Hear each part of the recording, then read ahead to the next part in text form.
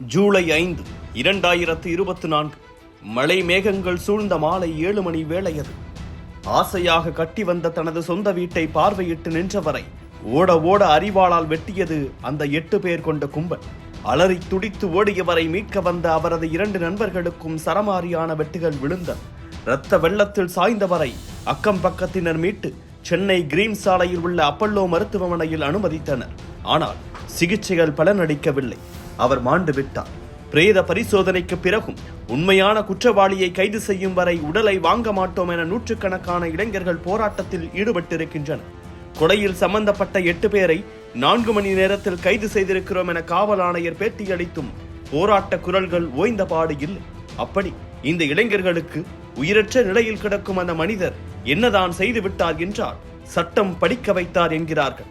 இப்படி கொடூரமாக கொல்லப்பட்டிருக்கும் அந்த நபர் தேசிய கட்சியான பகுஜன் சமாஜின் தமிழ்நாடு மாநில தலைவர் கே. ஆம்ஸ்ட்ராங். 1972ஆம் ஆண்டு சென்னையில் பிறந்த ஆம்ஸ்ட்ராங் சமூகத்தின் பல ஒடுக்குதல்களுக்கு ஆளானவர். தந்தை கிருஷ்ணன் திராவிட கழகத்தில் அதிக ஈடுபாட்டுடன் இயங்கி வந்ததால் பள்ளிக்காலம் முதலே அரசியலில் அதிக ஆர்வம் காட்டி வந்தார் ஆம்ஸ்ட்ராங். 2000 அரசியலில் தீவிர ஆர்வம் காட்டி வந்த Armstrong 2006 doctor Bhimrao Dalit association என்ற அமைப்பை உருவாக்கினார். இதன் மூலம் தாழ்த்தப்பட்ட சமூகத்தைச் சேர்ந்தவர்கள் தலித்துகள் சட்டம் பயில வேண்டும் என்ற உத்வேகத்தை ஊட்டினார்.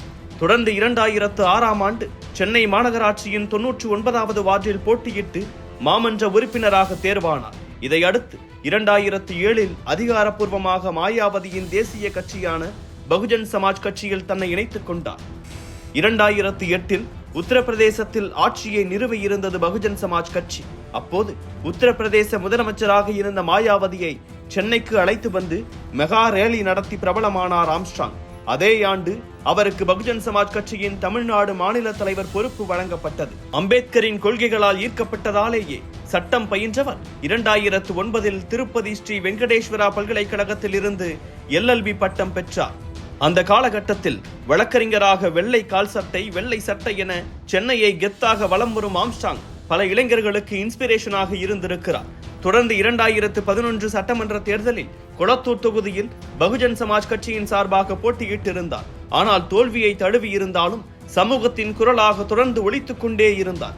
தலித்துகளுக்கு எதிராக நடக்கும் வன்முறைகளை சுட்டிக்காட்டி கேள்விகள் எழுப்பினார். இந்த நிலை மாற தலித்துகள் அதிகம் பேர் உயர்வான இடங்களுக்கு செல்ல வேண்டும் என ஆண்டுக்கு 100க்கும் அதிகமான இளைஞர்கள் சட்டம் பயில வழிவகை செய்து கொடுத்தார். 17 ஆண்டுகளாக பகுஜன் சமாஜ் கட்சியின் தமிழ்நாடு மாநில தலைவராக இருந்து வரும் ஆம்ஸ்ட்ராங் கட்சிக்காகவும் தாழ்த்தப்பட்ட மக்களின் வாழ்வின் உயர்வுக்காக பங்காற்றிய தொண்டுகள் மிக அதிகம். இவர் மீது பல குற்ற வழக்குகள் நிலுவையில் இருந்த நிலையில் பின்னர் அவற்றிலிருந்து விடுவிக்கப்பட்டார். எப்போதும் தலித் உரிமைகளுக்கான போராட்டம் நீதிமன்றம் என வலம் வந்தவரின் வாழ்வில் திருப்பு முனையாக வந்தது ஒரு வழக்கு. கடந்த 2023ஆம் ஆண்டு பூதாகரமானது ஆருத்ரா கோல்டு நிறுவனத்தின் பண மோசடி வழக்கு. இந்த நிறுவனத்தில் முதலீடு செய்திருந்த பலரும் கடும் பாதிப்புக்குள்ளாகி இருந்தனர். இந்த நிறுவனத்துக்கு ரவுடி ஆற்காடு சுரேஷ் ஆதரவு தெரிவித்து வந்ததாக சொல்லப்பட்டது. அதே சமயம் இந்த நிறுவனம் அரங்கேற்றிய பண மோசடியால் பாதிக்கப்பட்டவர்களுக்கு வாதாடி பணத்தை திருப்ப பெற்றுக் கொடுத்தார் ஆம்ஸ்ட்ராங். இதனால் ஆம்ஸ்ட்ராங்குக்கும் ஆற்காடு சுரேஷுக்கும் இடையே மோதல் இருந்து வந்தது. இந்நிலையில்தான் கடந்த ஆண்டு ஆகஸ்ட் மாதத்தில் நடந்தேறியது ரவுடி ஆற்காடு சுரேஷின் கொலை. இந்த குற்றத்தில் அதிமுக பிரமுகர் உட்பட 11 பேர் கைது செய்யப்பட்டு இருந்தனர். ஆனால் ஆற்காடு சுரேஷின் தம்பி புன்னை பாலாவோ தனது அண்ணன் கொலைக்கு பின்னால் ஆம்ஸ்ட்ராங் இருப்பதாக கருதி சில மாதங்களாக அவரை பின்தொடர்ந்திருக்கிறார். இது உளவுத்துறை மற்றும் ஒருங்கிணைந்த குற்ற புலனாய்வு துறைக்கு தெரியவர தொடர்ந்து 3 முறை செம்பியம் காவல்துறைக்கு தகவல் அனுப்பி எச்சரிக்கை நடவடிக்கைகளை மேற்கொள்ள அறிவுறுத்தி இருக்கின்றனர். எனினும் நடவடிக்கைகள் எடுக்கப்படாத நிலையில் நேற்று பெரம்பூரில் தனது வீட்டின் கட்டுமான பணிகளை பார்வையிட்டுக் கொண்டிருந்த சமயத்தில் 3 பைக்குகளில் வந்த மர்ம நபர்கள் அவரை வெட்டி சாய்த்தனர். ஆம்ஸ்ட்ராங்கின் படுகொலை அரசியல் வட்டாரத்தில் புயலை கிளப்பி இருக்கிறதை தொடர்ந்து எதிர்க்கட்சி தலைவர்கள் பலர் தமிழ்நாட்டின் சட்டம் ஒழுங்கு சார்ந்து கேள்விகளை எழுப்பி வருகின்றனர். பகுஜன் சமாஜ் கட்சியின் தலைவர் மாயாவதி கடும் கண்டனங்களை தெரிவிப்பதோடு தமிழக அரசு குற்றவாளிகள் மீது உடனடி நடவடிக்கைகளை எடுக்க வேண்டும் எனவும் கேட்டுக் கொண்டிருக்கிறார். இதையடுத்து எதிர்க்கட்சி தலைவர்கள் ஆர்வலர்கள் ஆம்ஸ்ட்ராங் மறைவுக்கு அஞ்சலி செலுத்தி வருகின்றனர். தேசிய கட்சி ஒன்றின் மாநில தலைவரின் படுகொலை கடும் அதிர்வலைகளை உருவாக்கியுள்ளதை அடுத்து போலீசார் தொடர் விசாரணையில் ஈடுபட்டு வருகின்றனர்.